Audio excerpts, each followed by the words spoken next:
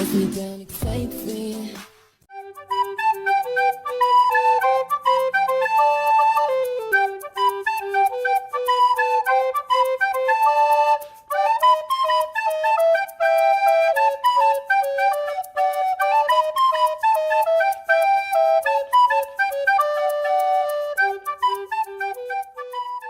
Halo teman-teman, perkenalkan aku Aurel Azalea Alkafi dengan NIM K5425005. Hari ini aku akan menjelaskan tentang teori behavioristik. Teori ini menekankan bahwa perilaku manusia termasuk dalam proses belajar dapat diubah melalui stimulus dan juga respon yang dapat diamati. Bukan soal pikiran atau perasaan internal, tapi perilaku nyata dan terukur. Kenapa penting? Karena teori ini banyak diterapkan di kelas untuk membantu kebiasaan belajar siswa. Yuk simak! Teori behavioristik muncul pada abad awal ke-20 sebagai reaksi terhadap psikologi introspektif yang subjektif. Tokohnya, pionirnya adalah Ivan Pavlov 1849 sampai 1936 yang mengembangkan conditioning klasik melalui eksperimen anjingnya.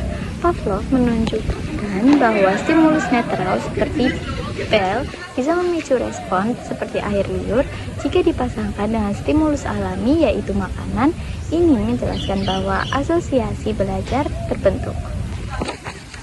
Yang kedua ada Edward Thomdick 1874 sampai 1949 memperkenalkan hukum efek yang menyatakan bahwa perilaku yang diikuti dengan reward atau hadiah cenderung diulang, sedangkan diikuti dengan yang hukuman akan berkurang.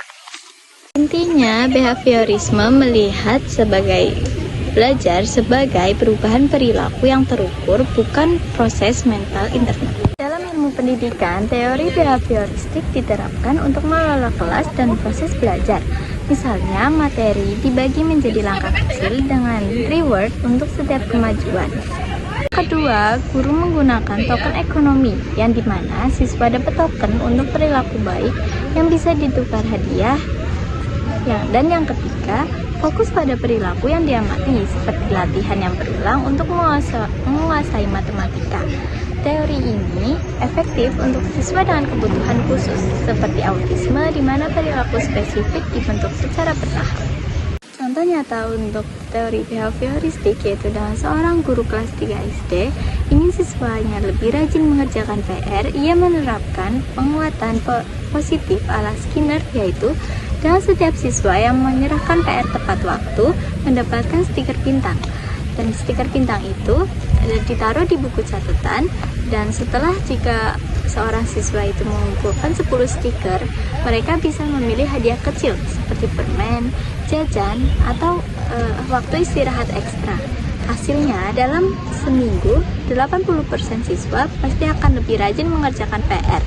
Ini adalah contoh nyata bagaimana reward membentuk kebiasaan belajar. Di sekolah-sekolah negeri seperti SD negeri di Jakarta, metode serupa sering digunakan dalam program kelas pintar.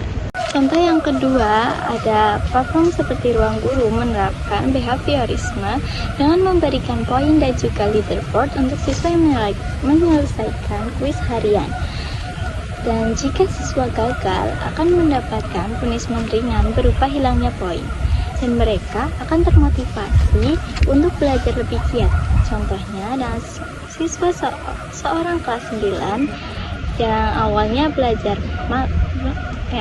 malas belajar online menjadi juara kelas setelah mendapatkan reward virtual seperti sertifikat digital.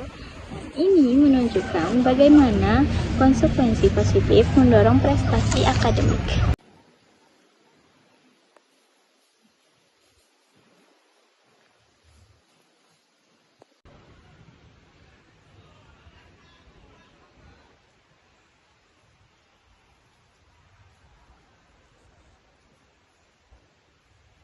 Contoh yang ketiga, ada guru TK memasangkan lagu nasional dengan kegiatan upacara bendera yang menyenangkan.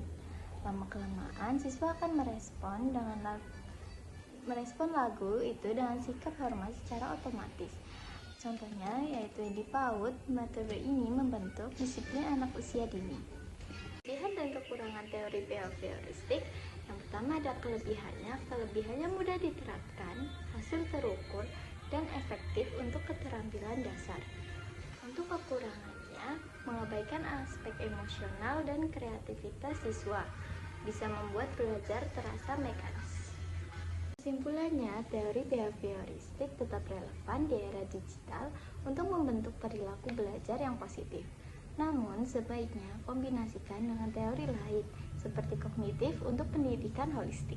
Terima kasih sudah mendengarkan, sampai jumpa di vlog selanjutnya. Meanwhile,